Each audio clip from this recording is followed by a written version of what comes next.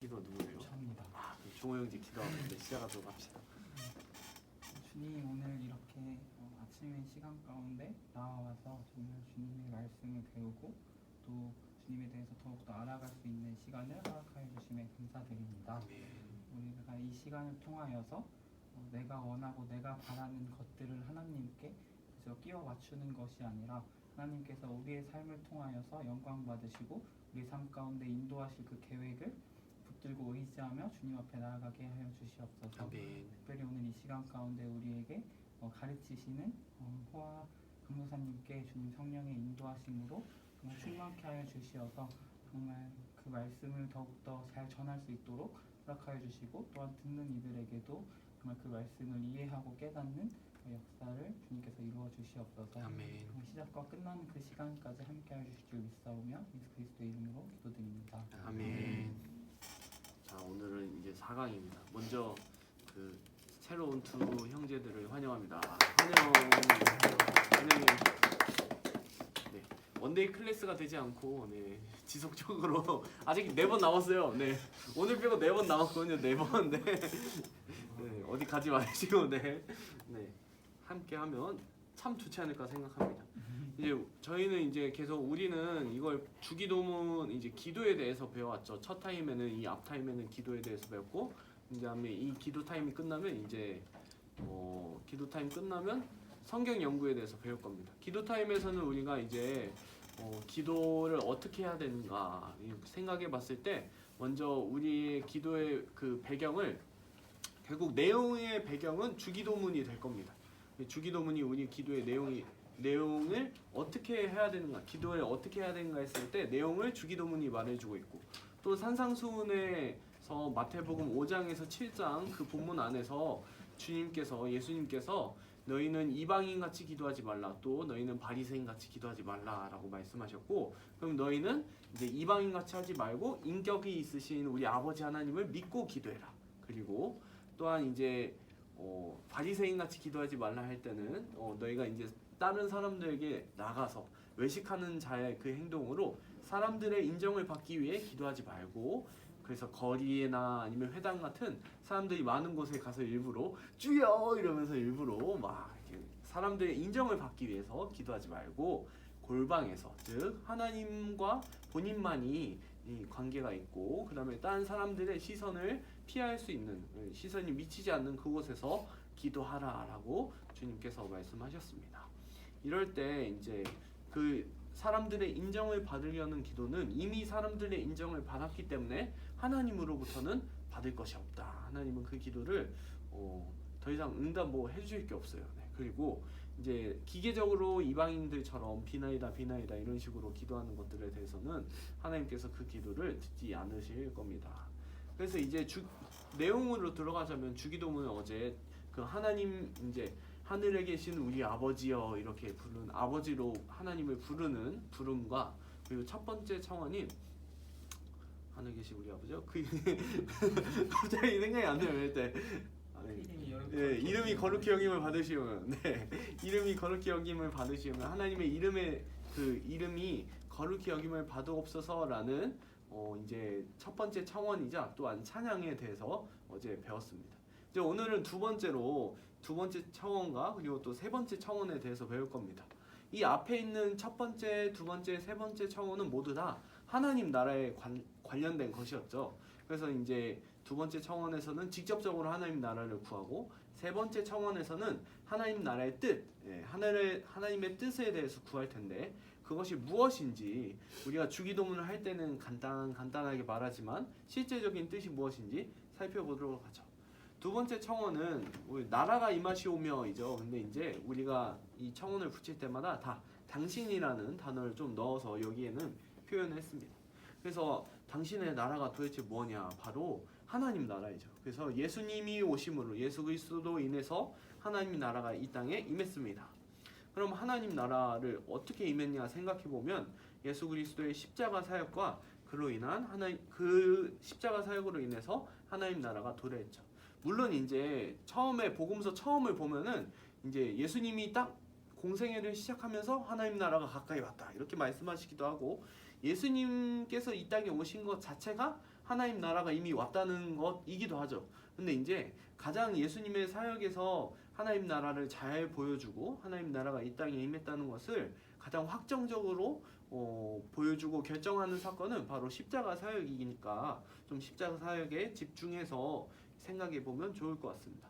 왜 하나님 나라와 십자가 사역이 왜 예수님께서 십자가에서 죽으시고 또 부활하신 것이 왜 하나님 나라와 관련이 있을까요? 그것은 바로 십자가 사역으로 인해서 사탄의 나라에 있었던 그 사람들이 이제 더 이상 사탄의 나라에 갇혀 있지 않고 거기에 종속되어져 있었는데 예수님께서 오셔서 이 사탄의 나라에 있었던 사람들을 건져서 하나님 나라로 옮기셨기 때문입니다.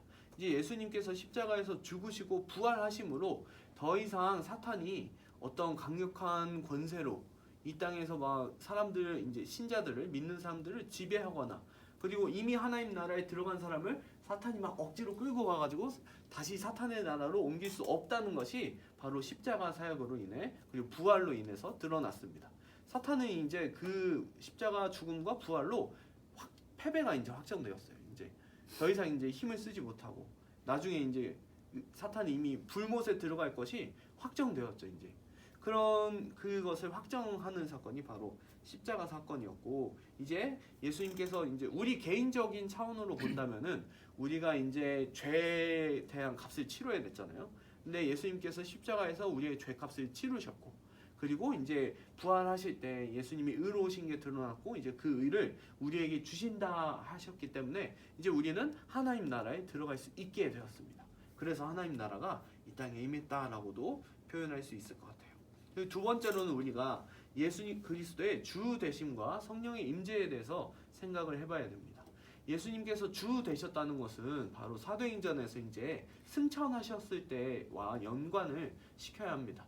그러니까 예수님이 승천하셨을 때 그냥 하늘 높이 올라가서 이렇게 올라가서 그냥 가만히 계신 게 아니라 하나님 보좌 우편에 앉으셨다라고 얘기를 하잖아요. 근데 그 하나님 보좌 우편에 앉으셨을 때 베드로는 시편 110편을 설교하면서 2장에서 이제 설교할 때 110편을 얘기하면서 이제 그때 나왔던 주가 예수님이시다라고 말하고 그리고 예수님께서 이제 온 땅을 다스리시고 그리고 또한 요엘서에서 이미 예언된 대로 성령을 이제 예수님께서 보내주셔서 그때 마가의 다락방에 있었던 사람들이 성령을 받고 방언을 말하기 시작한 것이다.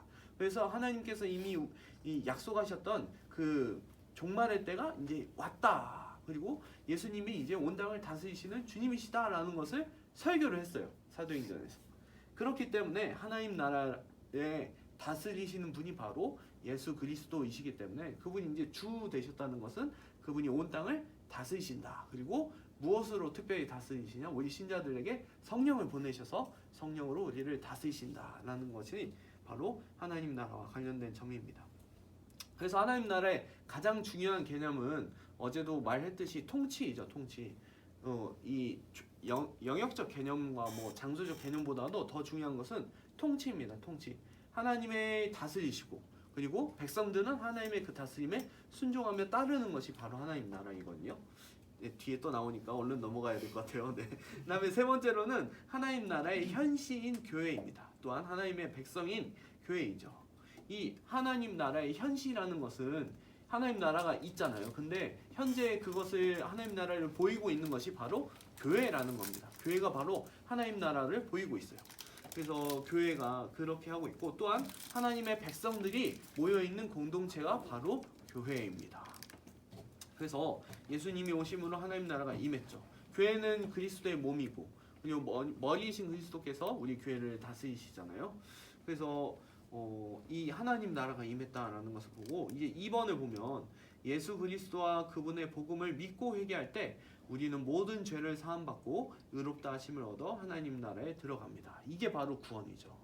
그래서 하나님 나라가 임했다. 우리는 이제 하나님 나라에 들어갔다라고 할 수 있습니다.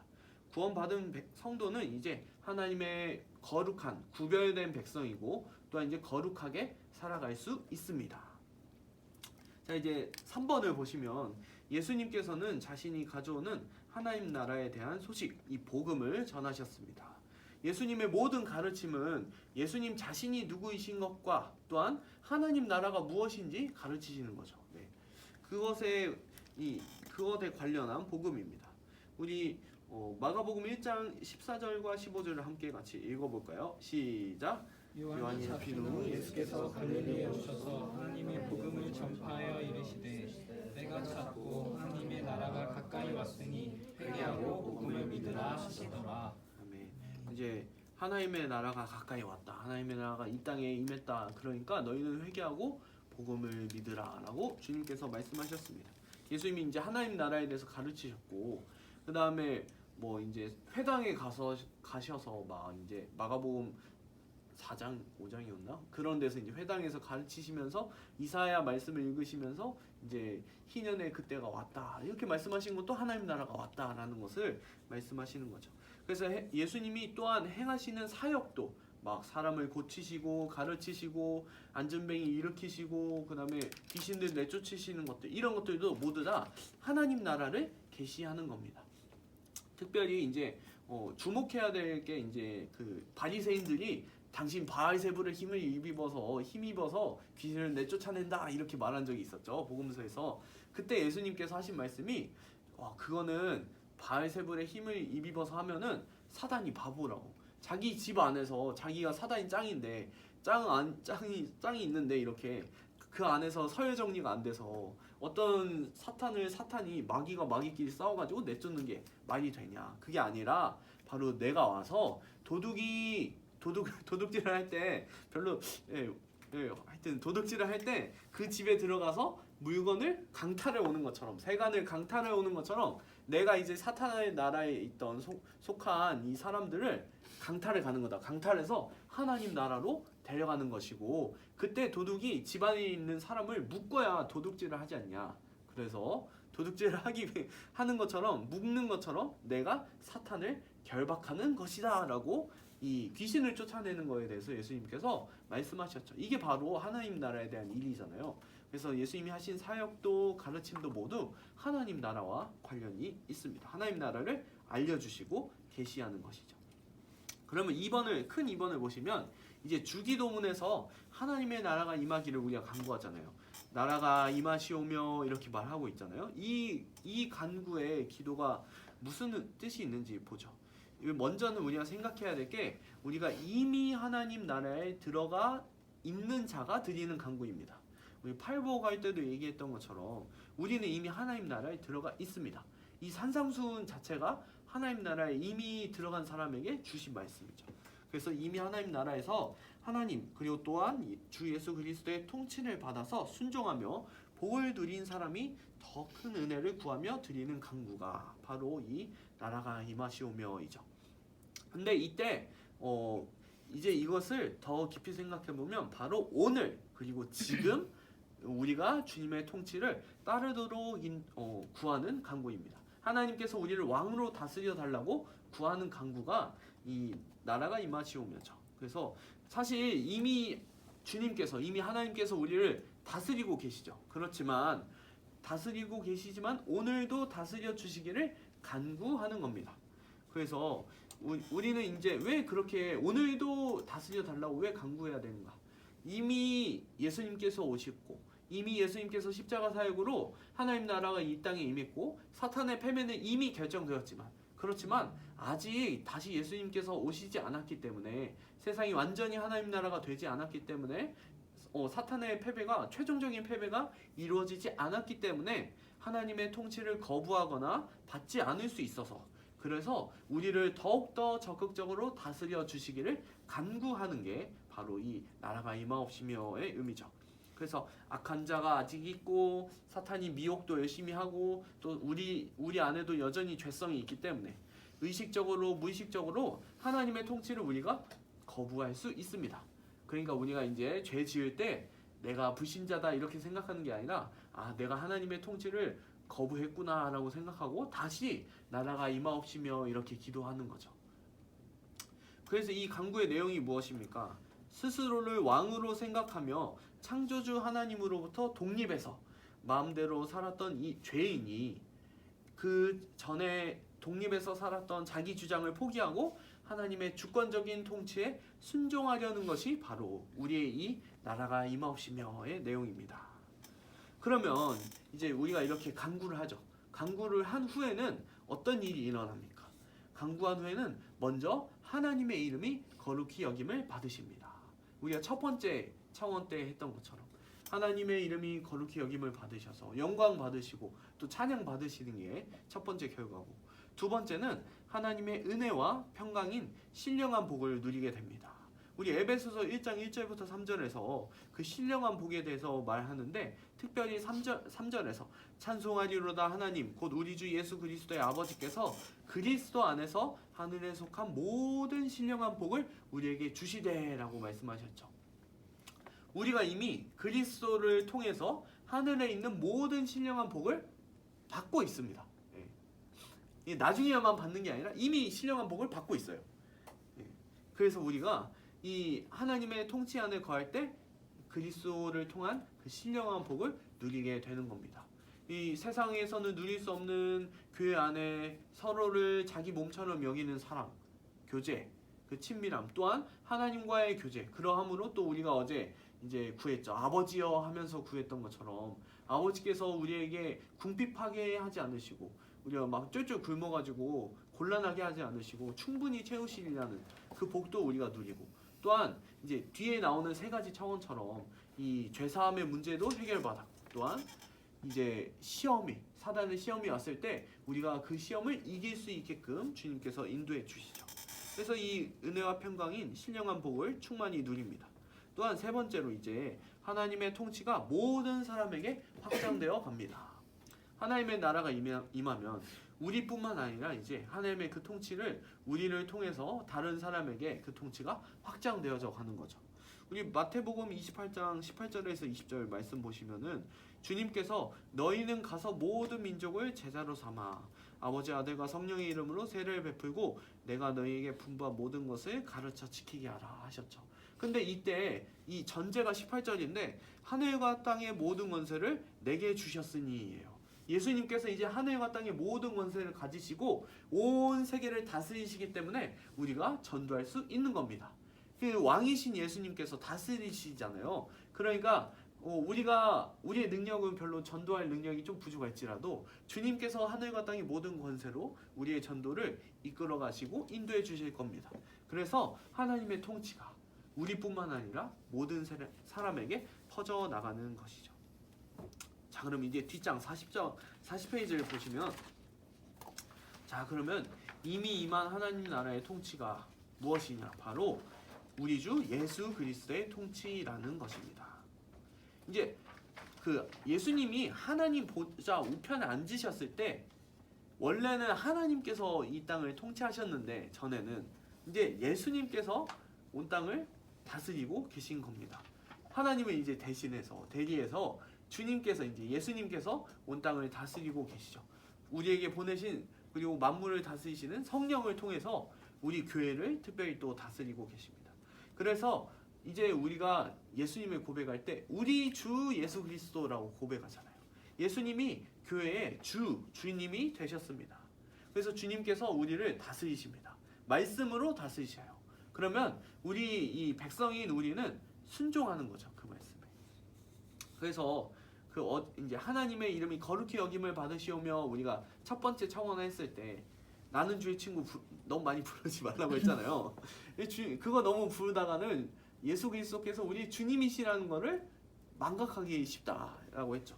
그래서 우리가 예수님을 생각할 때 맘먹으면 안 되고, 진짜 이건 장난이 아니에요. 맘먹으면 안 되고 진짜 주님이시라는 것을 꼭 기억해야 됩니다. 교회의 주님이시라는 것을. 그리고 우리는 그 주님의 종으로서 그분의 통치에 말씀에 순종해야 하는 것이죠. 그래서 우리가 로드십과 또 서번십, 우리 입장에서는 서번트십이고 주님 입장에서는 로드십을 생각해야 하는 것입니다.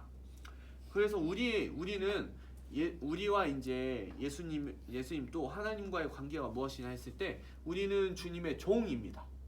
또 우리는 예수 그리스도의 제자입니다. 또 우리는 하나님의 아들, 상속자입니다. 이것을 기억하시면서 이제 우리 로마서 6장 19절 밑에 나온 말씀대로 너희 지체를 의에게 종으로 내주어서 거룩함에 이르라 하시잖아요.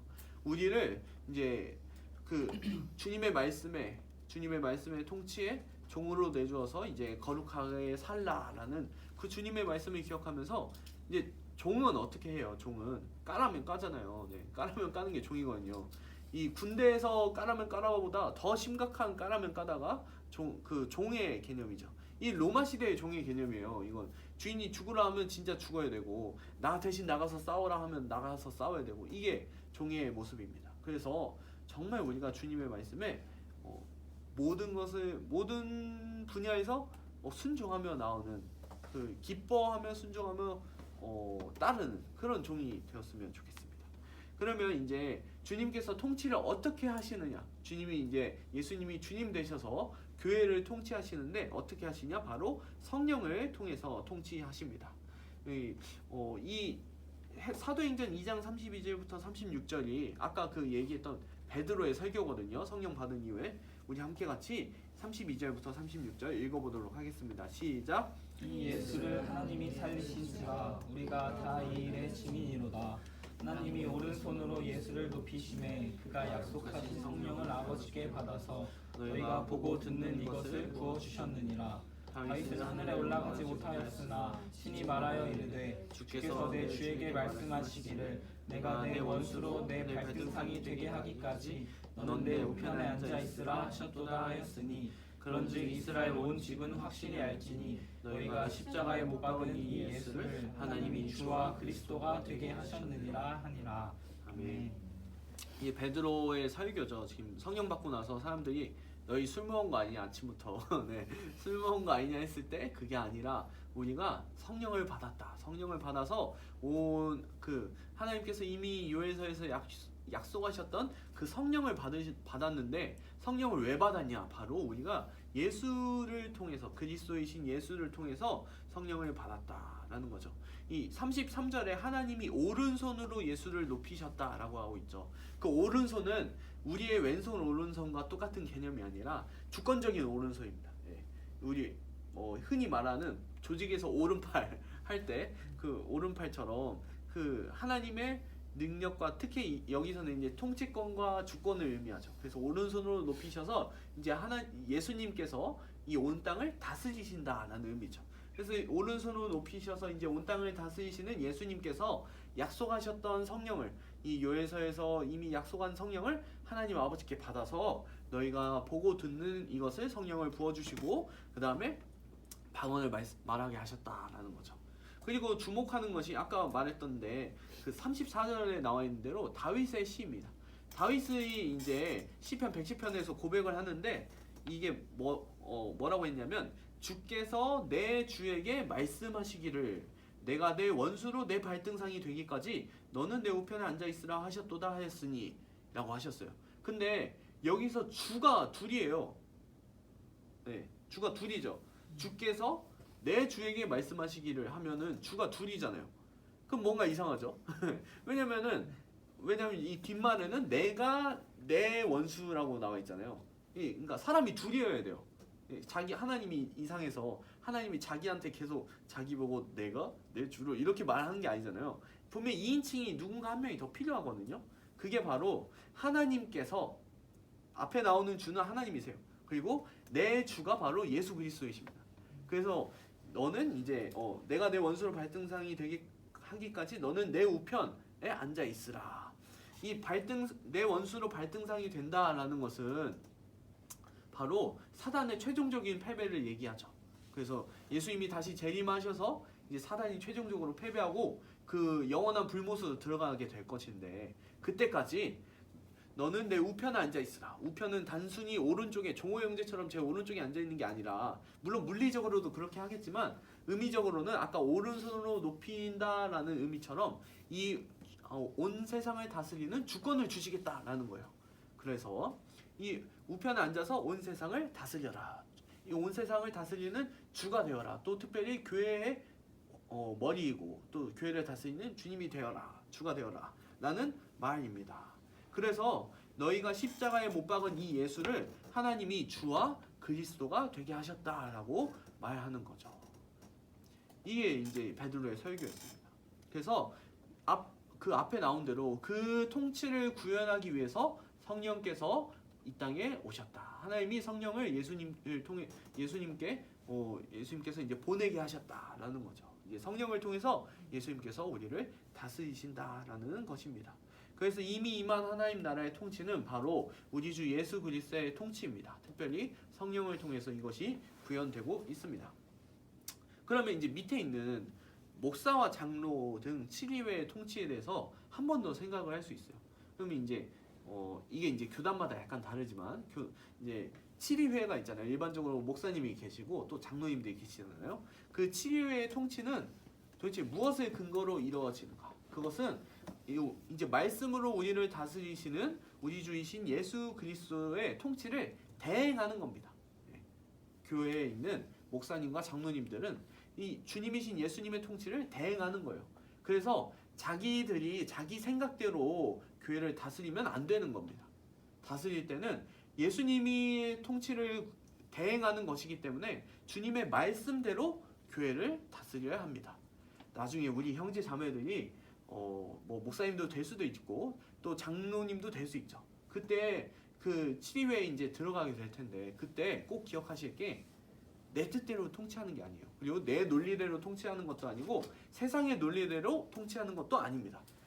주님의 말씀대로 교회를 다스려야 합니다. 왜냐하면은 우리가 그 하는 통치는 우리 개인의 능력이나 개인의 생각으로 하는 것이 아니라 우리 주이신 예수 그리스도의 통치를 대행하는 것이기 때문입니다. 꼭 기억하세요. 네. 나중에 막 자기 멋대로 교회 이끌고 막 그러면 안 돼요. 네. 그리고 그 통치권이 주어졌다고 해서 내가 다른 사람보다 더 높은 것도 아닙니다. 그건 순수하게 직분이죠. 맡겨진 직분이지. 또한 이제 우리 SCM 기도학생 연합회 입장으로 보자면은 우리 상황에서 보자면 사실 운영위원이 이 통치권을 주님으로부터 받은 거예요. 네. 실질적으로 저는 그러니까 운영위원을 도대체 어떤 직분으로 표현할 수 있을까 고민이 많이 되긴 하는데 이제 장로라고도 할 수 있고 또 집사라고도 할 수 있거든요. 이제 우리 회의 모든 실무를 맡아서 섬기는 일 그렇게 생각한다면 집사라고도 할 수 있고 또한 이제 우리 회칙에 보면 운영위원에게 굉장히 많은 그 통치권이 주어져 있어요. 그래서 막 이제 그 7위를 할 수 있거든요. 그 뭐라고 해야 되지? 갑자기 생각이 나. 쫓아내거나 이렇게 형벌이라고 하면 안 되는데 그 벌 단어가 있는데 제가 정치 공부를 했는데 분명히 7위를 할 수 있어서 이제 이제 뭐 그 징계를 있어요. 징계를 행할 수가 있어요. 운영위원이 징계위원회 열어가지고 징계를 내릴 수가 있어요. 여러분들이 회칙을 잘 안 읽어보셨겠지만 읽다 보면 나와요. 그 징계에 대해서. 그래서 사실상 저는 그런 점에서는 치리권이 있기 때문에 운영위원들이 여러분들이 그 장로의 역할도 동일하게 감당하고 있다고 생각합니다.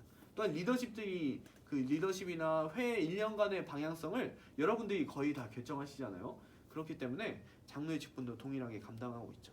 그래서 운영위원을 감당할 때도 우리 주님의 그 통치를 우리 기도학생 연합회에 대행하고 있다라는 그것을 기억하시면서 말씀으로 우리 회를 잘 이끌어 가셨으면 좋겠습니다. 자, 그럼 5번을 보시죠. 이제 5번을 더 나아가서 하나님 나라의 완성이라는 의미까지 함축하면서 그리스도의 재림을 간구하는 기도가 바로 나라가 임하옵시며입니다. 이제 하나님 나라가 이미 임했잖아요. 이미 임해서 시작되었는데 이제 완성을 향해 우리는 달려가고 있습니다. 맨 마지막 구속사의 최고의 정점이자 마무리인 이 하나님 나라의 완성. 그래서 그 완성은 그리스도의 재림을 통해서 이루어지죠. 그래서 교회는 예수 그리스도의 재림을 소망하며 주 예수여 어서 오시옵소서라고 항상 기도하죠. 지금 이미 임했지만 아직 하나님 나라는 완전하지 않습니다. 그렇기 때문에 예수님이 오셔야 완전해지기 때문에 우리는 당연하게도 예수님 어서 오시옵소서라고 기도하는 거죠. 이미 하나님 나라의 풍요와 복을 누리고 있죠. 그런 교회는 그리스도의 재림으로 더 하나님 나라가 완성돼서 더 풍요로운 이 복을 누리기를 소망하는 것입니다. 그래서 우리가 나라가 임하옵시며 라는 이 기도 안에는 정말 많은 뜻이 들어가 있습니다. 특별히 하나님 나라의 통치가 핵심이 되어서 들어가 있다는 것을 기억하시면서 같이 이 기도를 고백하셨으면 좋겠습니다. 그 묵상과 적용의 질문이 있습니다. 우리는 하나님의 나라가 이 땅에 임하기를 열망하는가? 또한 2번으로는 우리는 이미 하나님의 통치가 이 땅에 있음을 무엇으로 아는가? 3번 우리의 삶 가운데 하나님의 통치가 시급한 영역은 무엇인가? 우리는 교회에 대해 어떤 기도 제목을 갖고 있는가? 이렇게 있죠. 집에 가서 곰곰이 생각하시면서 적어보시면 은혜가 있을 겁니다. 자, 그럼 넘기셔서 이제 세 번째 청원을 보겠습니다. 세 번째 청원은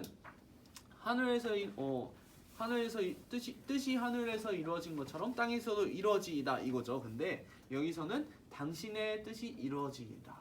하늘에서 이루어진 것 같이 땅에서도 이렇게 사역을 했어요. 해석을 했어요. 이 세 번째 청원의 성격은 앞에 두 청원의 연장선상에 있습니다. 하나님의 백성으로서 하나님 또 주 예수 그리스도의 통치를 받는 것과 또한 이 땅에서 하나님의 뜻이 이루어지는 것이 연결되어 있죠. 독립되어진 게 아닙니다. 연결되어졌죠. 그래서 하나님의 뜻이 이루어질 때 하나님께서 영광을 받으십니다. 그리고 오직 하나님의 뜻에 순종하는 자가 하나님 나라의 백성입니다. 그래서 이 앞에 두 개의 이 청원과 하나님 이 뜻이 하늘에서 이루어진 것 같이는 연결되어져 있습니다. 마태복음 7장 21절 나와 있는데 같이 읽어보실까요? 시작. 나더러 주여 주여 하는 자마다 다 천국에 들어갈 것이 아니요 다만 하늘에 계신 내 아버지의 뜻대로 행하는 자라야 들어가리라. 아멘. 하늘에 계신 내 아버지의 뜻대로 행하는 자가 진정한 하나님 나라의 백성이다. 진짜 하나님께 영광을 올려드리며 또한 하나님의 통치에 순종하는 자이다라는 말씀이죠. 그래서 하나님 나라에 들어간 자 곧 하나님의 백성은 하나님의 통치를 받아서 순종하며 하나님의 뜻대로 행하는 사람입니다. 그래서 2번 보시면 세 번째 청원은 앞에 두 청원과는 이제 다른 특징이 있습니다. 처음 세 청원이 궁극적으로 동일한 것 바로 하나님 나라를 강구하지만 각각 다른 특유의 관점이 있는 거죠. 첫 번째 청원은 하나님의 영광을 구하죠. 그래서 이 하나님의 영광은 하나님 나라의 목적입니다. 그리고 두 번째 청원은 하나님 나라 자체를 구하죠. 이것은 하나님 나라의 통치를 특별히 구하고 있고요. 세 번째로는 하나님의 뜻을 구하는데 이것은 하나님 나라가 실현되기를 구하고 있는 것입니다.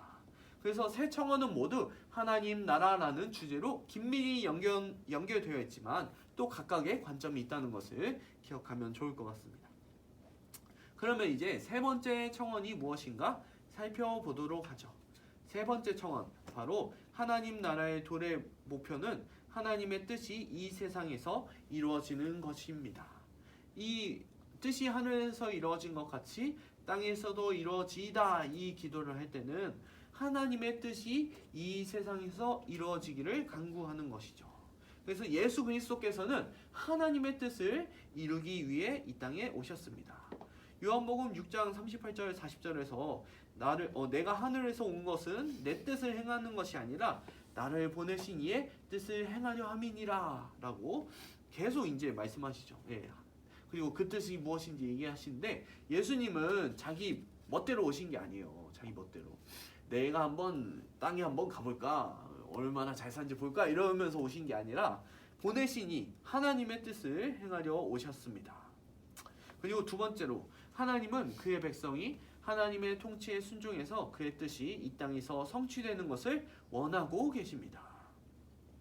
하나님께서는 전에는 하나님의 뜻에 순종할 수 없었던 죄인을 이제 하나님의 통치에 순종할 수 있고 순종하는 새로운 존재로 재창조하십니다.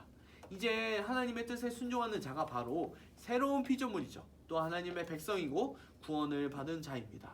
우리 43페이지 메뉴에 있는 에베소서 2장 10절 말씀 함께 같이 읽어봅시다. 시작. 우리는 그가 만드신 바라 그리스도 예수 안에서 선한 일을 위하여 지으심을 받은 자니 이 일은 하나님이 전에 예비하사 우리로 그 가운데서 행하게 하려 하심이라. 우리는 이제 하나님의 그 뜻을 행하는 것이 바로 이 새로운 피조물의 존재인 거죠. 우리를 새 피조물로 주님께서 만들어 주셨습니다. 그렇기 때문에 이제 우리는 주님의 뜻, 말씀의 통치에 순종할 수 있게 된 거죠. 이 고린도후서 5장 17절에서는 누구든지 그리스도 안에 있으면 새로운 피조물이라고 말했습니다. 이전 것은 지나갔으니 보라 새 것이 되었도다 이렇게 말씀하고 계시는데요.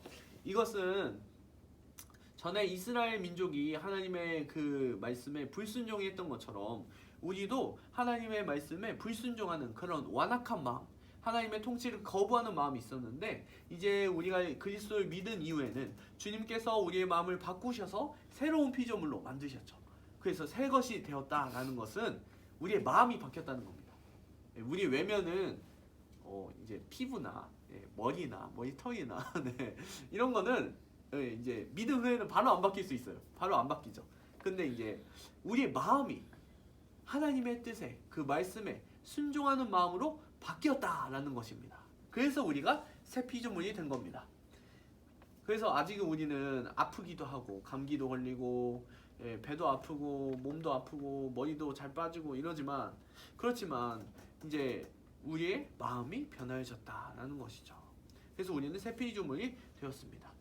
하나님께서는 하나님의 뜻이 어떻게 이루어지길 원하셨냐? 바로 하나님의 백성의 순종을 통해 이 세상에서 이루어지는 방법을 택하셨습니다. 그래서 이제 그럴 때 이제 또 우리가 한 가지 또 기억해야 될 게 있어요. 이제 우리가 주님의 몸이시기 때문에 주님은 우리의 머리시라고 고백하잖아요. 그러니까 머리는 손이 없으면 아무것도 못한다라는 생각을 가지고 우리가 없으면 하나님이 역사하지 못하신다라는 생각을 가지면 안 됩니다. 그건 안 되는 일이에요. 하나님의 뜻의 성취는 하나님은 우리 사람의 순종이 없으면 일하시지 못하시는 분이 아닙니다. 사람의 순종에 제한되지 않으세요. 하나님이 무능력한 분이 아니라는 거예요. 우리는 팔이 없으면 좀 힘들겠지만 팔이 고장나면 힘들지만 하나님은 우리가 없어도 충분히 하나님의 뜻을 이루실 수 있습니다.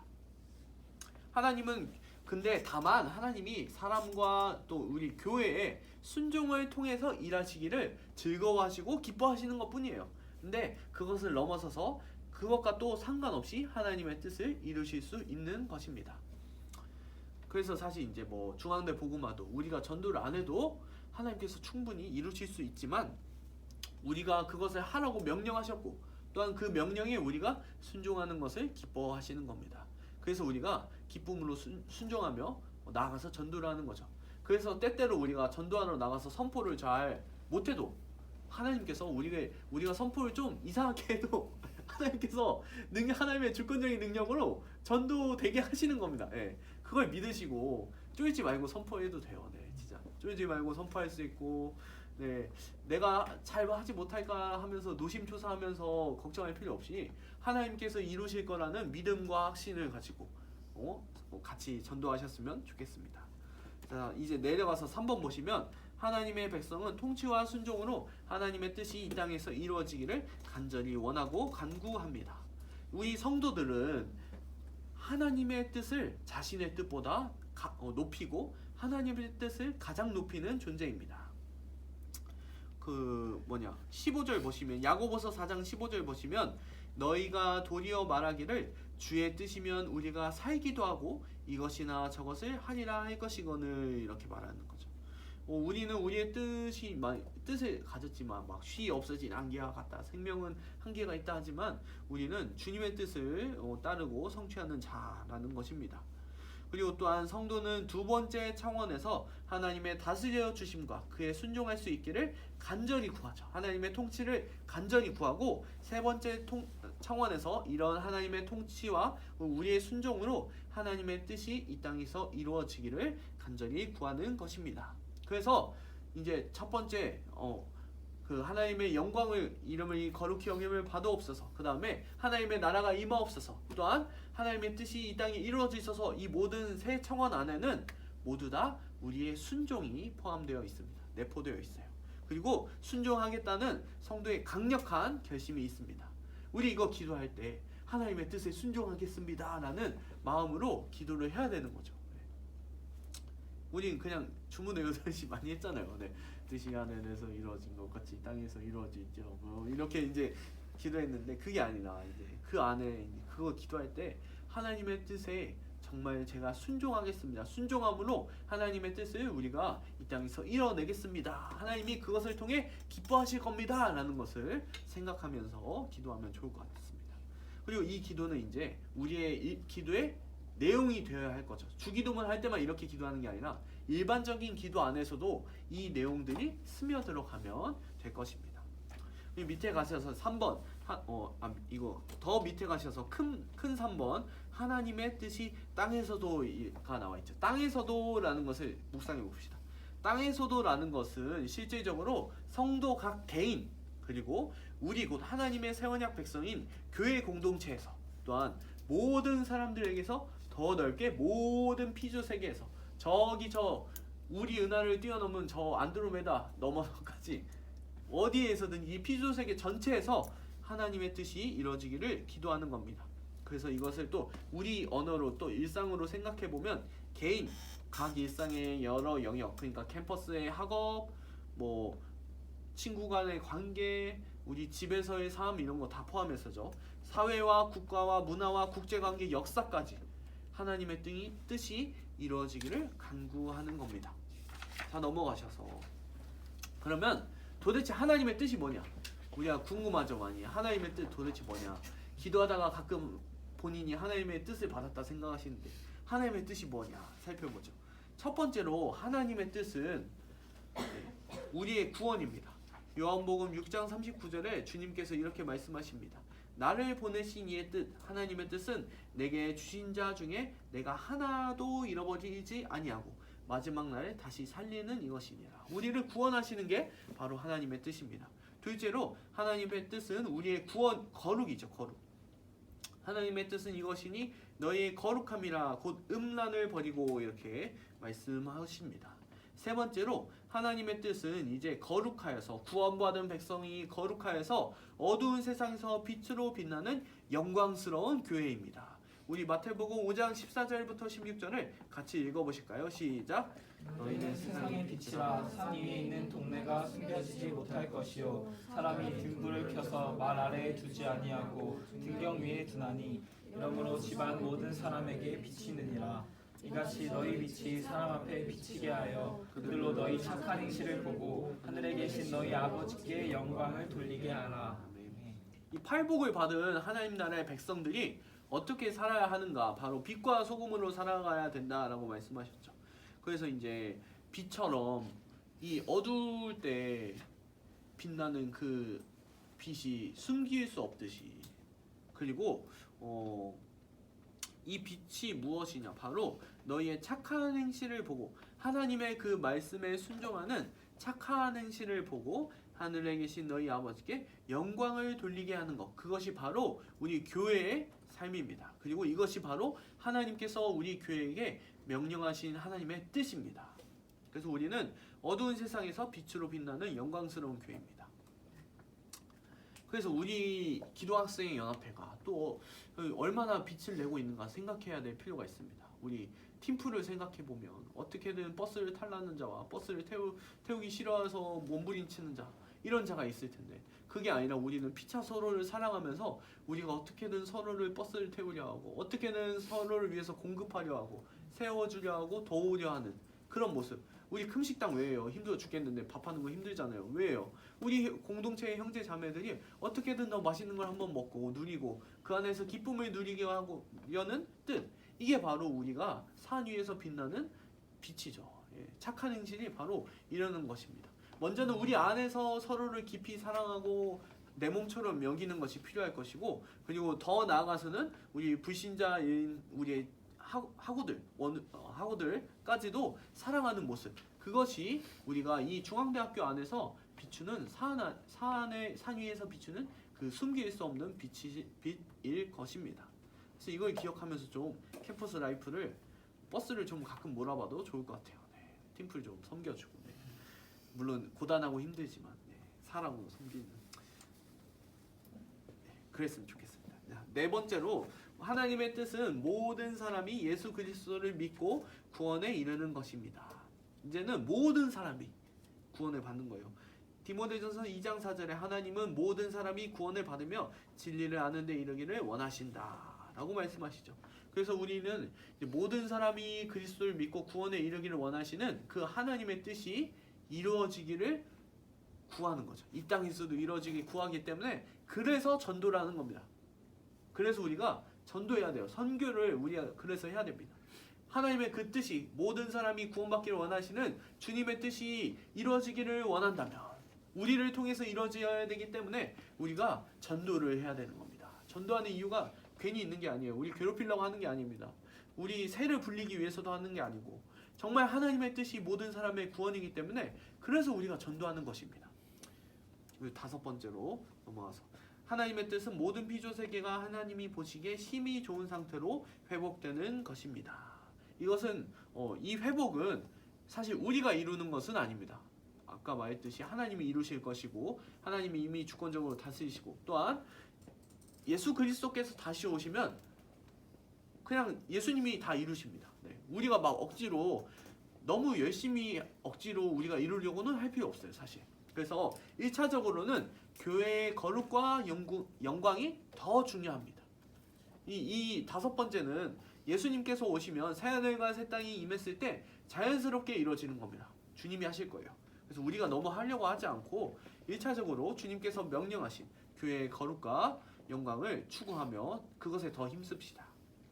자, 마지막으로 4번째, 하나님의 통치에 순종하며 하나님의 뜻을 이루어가는 영역에서 치열한 영적 전투가 벌어집니다. 하나님의 뜻이 이 땅에 이루어질 때 그냥 공짜로 이루어지는 게 아니라 열심히 사탄이 나름의 저항을 해요. 그래서 사탄은 하나님의 뜻이 이 땅에서 실현되는 것을 막으려고 나름 열심히 애씁니다. 사탄은 하나님의 통치에 순종하지 못하도록 신자를 어떻게든 흔들려고 해요. 그리고 하나님의 뜻이 실현되지 못하도록 어떻게든 회방을 하려고 합니다. 그래서 에베소서 6장 12절에서 우리의 씨름은 혈과 육을 상대하는 것이 아니요 통치자들과 원세들과 이 어둠의 세상 주관자들과 하늘에 있는 악의 영들 사탄을 상대하는 것이다. 그래서 고린도 후서에서도 말하고 있죠. 우리 하나님 아는 것을 대적하여 높아진 것을 다 무너뜨리고 모든 생각을 사로잡아 그리스도께 복종하게 하니. 이제 우리는 이제 주님께서는 그 사탄의 그 처절한 노력을 나름의 처절한 노력을 이제 무너뜨리시고 이루어 가십니다. 사탄은 나름의 처절한 노력을 해요. 근데 왜 나름의 처절한 노력이라고 표현을 하냐면 2번이에요. 3번인데 사실 3번을 먼저 보면 좋을 것 같아요. 하나님께서 사실 사탄의 악한 회방도 섭리 가운데 통제하십니다. 그러므로 교회는 경계만 하지 두려워할 필요는 없어요. 사탄의 회방은 이미 궁극적으로 실패했습니다. 예수님께서 이 땅에 오셔서 그 십자가 사역을 감당할 때 사탄이 얼마나 열심히 꼬셨어요. 이 떡을 가지고 돌 갖고 떡 되게 해보라. 그 다음에 저 하늘 위에서 떨어져 봐라. 나에게 한번 절해봐라. 어떻게 해서든 사탄이 예수 그리스도의 그 십자가 사역을 못하게 하려고 어떻게 해서든 유혹하고 방해한 거잖아요. 오죽했으면 베드로까지 써가지고 베드로가 이제 예수님께서 내가 이제 십자가 져야 된다, 나 죽어야 된다 말씀했을 때 베드로가 이제 사탄이 베드로를 나름 잘 써가지고 주님, 그거 안 돼요 막 이제 멱살 잡고 막 흔들잖아요. 그렇게까지 사탄이 열심히 회방하고 노력했는데 그런데도 불구하고 그때 주님께서 사탄아 물러가라 이렇게 말씀하시면서 이 사탄의 그 처절한 노력을 처절하게 아주 박살내십니다. 그래서 예수께서 십자가에서 죽으시고 부활하셨을 때 사탄의 공중 권세는 이미 완전히 박살이 났습니다. 더 이상 사탄은 어떻게 해보려고도 잘 안 돼요. 이미 구원받은 신자를 어떻게든 끌어내서 이 불신자로 만들어 보려고 처절한 노력을 행하지만 우리 주님께서 딱 막으시고 데려갈 수 없다 이놈 이러면서 이제 사탄을 막으십니다. 그래서 사탄은 더 이상 큰 권세를 우리에게 행할 수 없습니다. 신자에게 절대 막 주권적으로 막 흔들고 이러기 불가능해요. 그냥 유혹만 할 뿐이지. 그래서 교회는 경계하되 두려워하지 않아야 됩니다. 이미 궁극적으로 실패했고 하나님이 각 개인과 교회와 세상과 영적 세계와 사탄과 모든 피조 세계까지 다스리십니다. 그래서 우리는 오직 하나님만 의지하고 신뢰하고 승리를 기대하며 영적 전투에 임해야 하는 것이죠. 그래서 교회는 사탄이 회방에 있다는 것을 충분히 알고 유혹이나 위협이나 핍박 등에 굴복하지 않도록 믿음과 인내와 담대함을 가져야 합니다. 이미 우리가 승리했다는 것을 알면서 또한 이 승리했는데 그럼에도 불구하고 나름의 유혹을 하고 있다는 걸 알면서 그래서 우리는 믿음으로 담대함을 또 인내를 가져야 한다는 거죠. 그래서 우리 개인이 경계해야 되는 겁니다. 경계해서 우리가 넘어가지 않도록 그 유혹에 넘어가지 않도록 경계해야 돼요. 그리고 교회는 지식과 지혜의 은사, 믿음의 은사, 분별의 은사, 권면과 위로의 은사, 다스림의 은사 등을 사용하고 서로 깊이 사랑하고 섬기는 자세로 한 지체도 넘어지지 않도록 바로 잡아주기 위해 크게 헌신해야 되죠. 특별히 말씀을 잘 가르쳐야 됩니다. 주님의 통치인 말씀을 잘 가르쳐서 통치가 말씀으로 이루어진데 말씀을 잘 가르쳐서 주님의 통치가 잘 이루어지고 주님의 통치가 잘 이루어진다면 우리가 사탄의 유혹에 절대로 빠질 리가 없어요. 주님의 뜻을 잘 따르는데 어떻게 통치 그 유혹에 빠지겠습니까? 그래서 우리는 이미 주님께서 이기셨다라는 것을 기억하면서 그것을 확신하면서 경계하며 나아가면 될 줄로 믿습니다. 넘기시면 이제 묵상과 적용이 있습니다. 하나님의 통치로 그의 뜻이 이 땅에서 이루어지는 것을 아는가? 하나님의 뜻이 만방에 충만히 이루어질 것을 간절히 기대하고 있는가? 하나님의 뜻이 이루어지도록 순종하며 살겠다고 다짐하는가? 우리가 하나님의 뜻을 위해 해야 할 시급한 일은 무엇인가? 고민하시죠. 이제 제주도에 가셔서 이런 걸 나누는 거예요. 제주도에 가서 이 묵상과 적용 질문을 나누는 거예요. 이제 우리는 하나님의 뜻을 잘 충만히 이루어질 것을 기대하고 있나? 나는 하나님의 뜻이 이루어지기를 구하고 있는가? 막 이런 걸 나누면 얼마나 은혜로운 여행이겠어요. 네, 그러면 좋을 것 같아요. 그래서 우리가 이제 두 번째, 세 번째 청원 배웠습니다. 하나님의 나라가 이 땅에 임하기를 구하였고 또 하나님의 뜻이 이 땅에서 하늘에서 이미 이루어진 것 같이 이 땅에서 우리들을 통해 이루어지기를 간구하죠. 이 두 가지 기도를 생각하면서 우리 이 시간에 같이 기도했으면 좋겠습니다. 먼저는 하나님의 나라가 이 땅에 임한 것을 감사하고 또 하나님께서 이미 그 사탄의 권세를 무너뜨리시고 이기셨으며 우리가 이제 하나님의 통치를 따를 수 있도록 인도하셨다는 것에 감사하셨으면 좋겠고 또한 우리가 때때로 사탄의 그 유혹에 빠져서 하나님의 나라의 그 통치를 거부하고 있지는 않았는가, 유혹에 흔들리지는 않았는가. 그렇지만 다시 한번 말씀을 보면서 우리가 말씀을 붙잡고 하나님의 통치를 붙잡고 그 통치에 온전히 순종하며 나아갈 수 있도록 인도하여 달라고 함께 같이 기도하시겠습니다. 하나님 아버지 감사합니다. 주님 오늘도 주님의 말씀을 들으면서 하나님의 나라가 이미 이 땅에 임하였으며 그 하나님의 나라가 임하였기 때문에 우리에게 주님의 통치가 이루어진다는 것을 알게 하시니 감사합니다. 주님 예수 그리스도께서 이미 우리를 통치하고 계신다는 것을 주님 믿으며 나아갑니다. 주님 그것으로 인하여서 우리가 부유함을 충분히 누리고 하나님 나라의 복을 누리고 서로 사랑할 수 있으며 우리가 많은 은사와 재능으로 서로를 위해 섬기고 돕고 우리 교회와 우리 기도학생 연합회를 더욱더 충만하게 하는 그 일이 이루어지고 있음을 봅니다. 주님 그렇게 주님께서 이 하나님의 나라를 우리에게 주셨으며 그 복을 주심에 감사드립니다. 주님 우리가 때때로 하나님의 그 통치를 거부하고 유혹에 흔들릴 때가 있는데 주님 그런 우리를 긍휼히 여기시고 주님은 주님의 말씀을 더욱더 보고 읽음으로 하나님의 통치에 순종하며 나갈 수 있도록 인도하여 주시옵소서. 주님 특별히 우리에게 주어진 사명 이 전도의 사명을 잘 감당하도록 인도하여 주시옵소서. 전도를 잘하고 전도를 통해서 한 영혼 한 영혼을 살리고 하나님의 뜻이 하늘에서 이루어진 것처럼 이 땅에서 이루어진 것을 우리가 실천하며 구현할 수 있도록 주님 붙잡아 주시옵소서.